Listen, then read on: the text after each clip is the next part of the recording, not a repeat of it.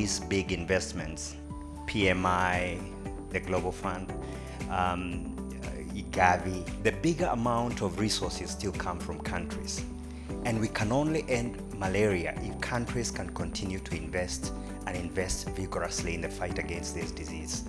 So, as we push for the Global Fund replenishment, the Gavi replenishment, domestic financing, your voices when it comes to the ministries of health, I like to hear what Dr. Pate is doing in Nigeria, making the case for malaria in a very eloquent way with the Ministry of Finance.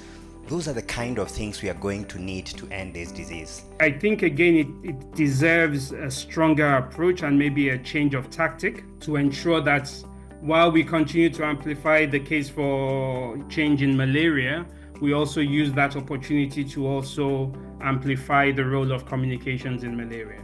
We need to collaborate and coordinate better by using our different strengths and expertise that we mentioned in the beginning.